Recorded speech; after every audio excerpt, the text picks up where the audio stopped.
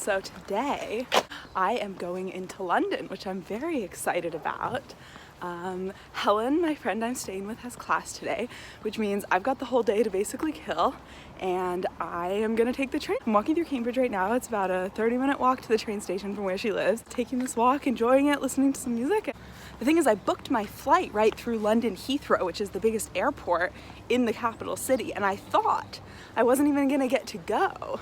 But now it turns out I will, which I'm very happy about. I thought I was literally not going to go to London, even though I flew through there and came to the UK. But I was wrong, so let's go, yay!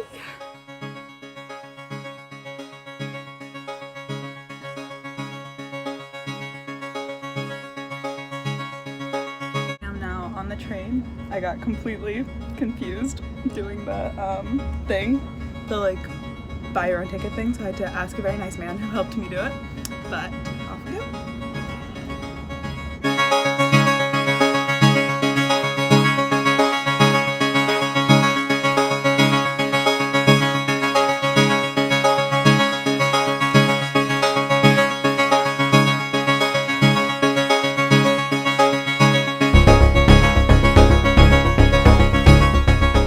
So I just got off the train. I'm walking through the train station right now. So I guess off we go. Right, so I do not know where I'm going, but my goal is just to walk. I'm gonna walk all day, so let's see how it goes.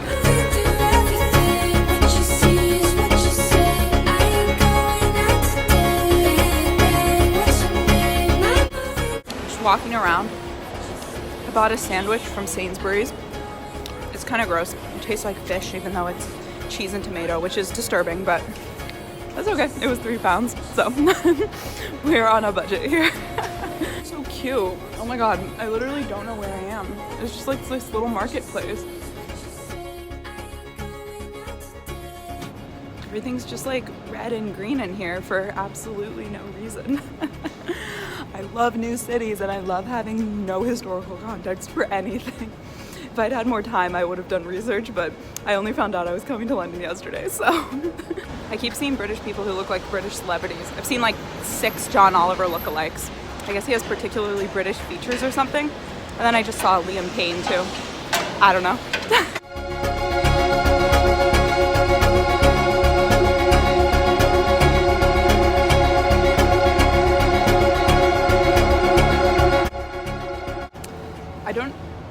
Okay, so I know nothing. I don't know what I'm looking at. It's really very beautiful though. And I'm finding myself sort of surprised because I feel like I always thought England was sort of ugly, but it's really not. But you don't know it's beautiful until you're here. Like looking at this, maybe it looks beautiful to you. I'm surprised. In person, I love it. It's really cool. It's the Tower of London moat. There was a sign right next to me and I read it, so. I love speaking the language of the country. It turns out the Tower of London is not a tower. It's a big ass castle. There is no towers. There's some little things, but the whole thing, really big and not a tower is what I've learned.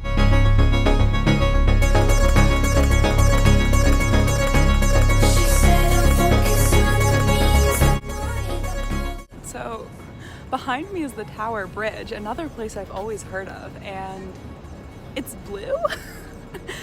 I don't know if you can tell in this picture, it's like a bright blue. And I feel like all these videos are just not showing it. What I've realized is that I'm actually in the biggest city that I think I've been in since the pandemic began, which is frankly insane. I haven't been to New York, and that's the only city that's a similar size as London. I think London, the city, is bigger, but New York, the metro area, is bigger. But I've been in I've driven past New York, I've seen it, but I haven't been in it. And so here I am in this huge, huge city.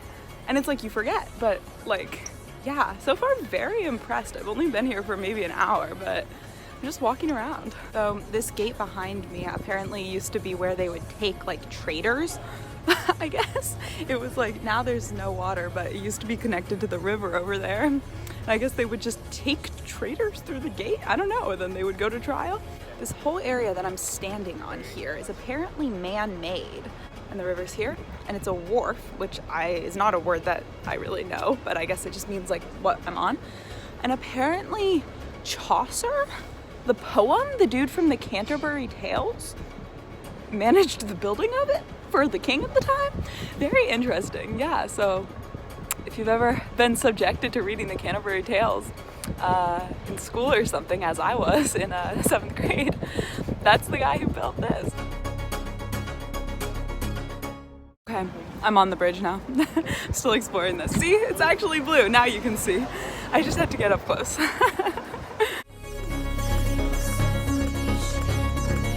Honestly, this whole area, I'm like walking along the river.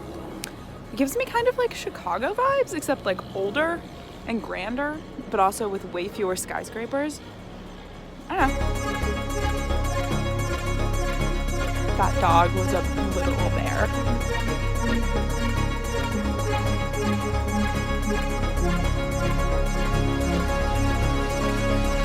Kind of amazing. There are all these like sort of like beautiful alleyway, walkway, slightly indoor, slightly outdoor places.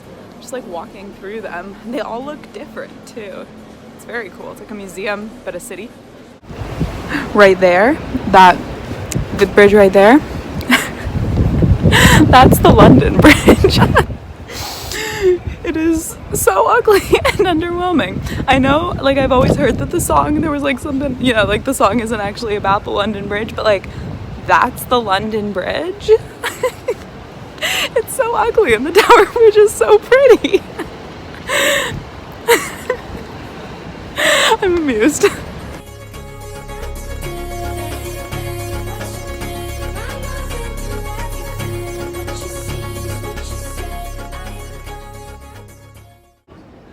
So I'm outside the Shakespeare Globe right now and I really want to go in. And so my budget per day is $55 a day, which is about 40 pounds, and I have spent most of it, but not all of it. I have almost exactly the amount that the tour, or like the ticket to get in, costs. So I'm gonna spend 17 pounds and go in because I'm never coming back here. And yeah, so I don't think I'll regret it. But then I have no money for food for the rest of the day, so I'm probably gonna be a little hungry, but I have some granola bars and stuff, so it's okay. It's like 3 p.m.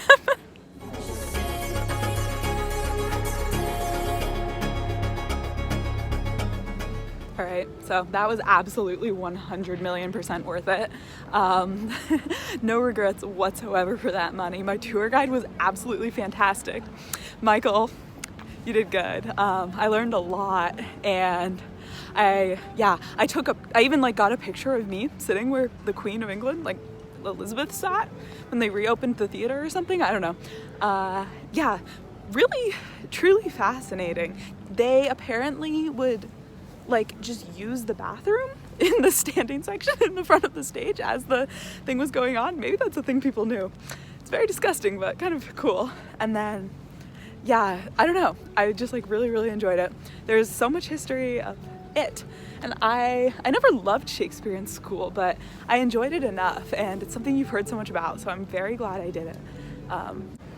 It is also apparently the only thatched roof in all of London, which is cool because I feel like I'd never really seen a thatched roof before, or if I had, I don't remember it. So glad I got to see one of those. I feel like that's like a very classic, like old English thing.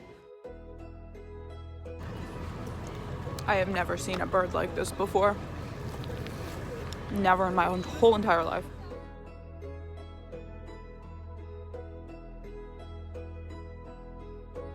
I went into the Tate Modern. I spent only literally like 15 or 20 minutes in there, which I can't even lie, I feel terrible about because there's so much amazing art, but I literally don't have time. It's already almost 4, so I'm trying to make my way over to like Trafalgar Square and like Buckingham Palace because I feel like I need to see those places before I go.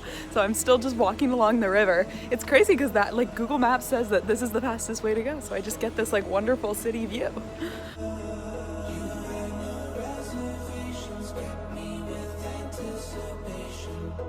Definitely is not the US Commerce Building. Also, my legs are starting to get a little tired. I've walked about 7 miles, or it's like 15,000 steps today so far. So definitely above average, but I think I'm gonna be doing that pretty much every day this trip is my guess. So better get used to it.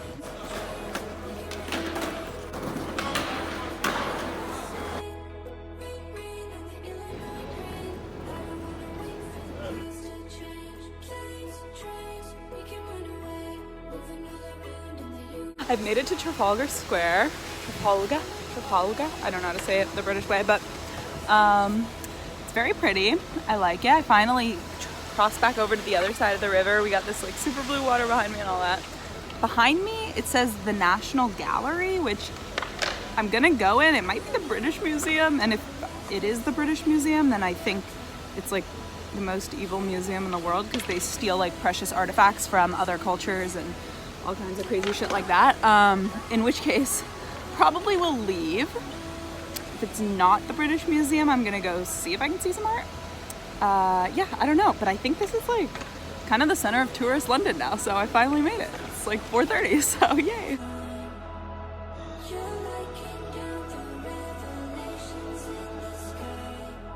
All right, I went in there and it was like nice. It was basically just a lot of like Jesus paintings. I don't think it was the British Museum, but I'm not 100% sure. But now I'm kind of racing against the clock because it is gonna be sundown in maybe half an hour or so. So, gotta go see the castle.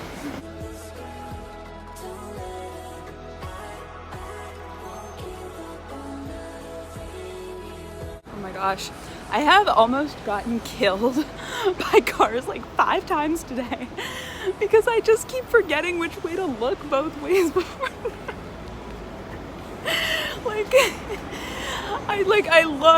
I'll look to the left and there will be no car coming, and then like a bus almost hit me because they drive on the other side of the road. This is like bad. My self-preservation instinct, seriously, like I should have caught on by now. Like, this is a thing I am aware of. Believe I have made it to Buckingham Palace. Very fun. Yet another place I've been hearing about pretty much my entire life. So, yeah. And I think that does it. It's quite beautiful, but it does sort of just look like, I don't know, any old columned building.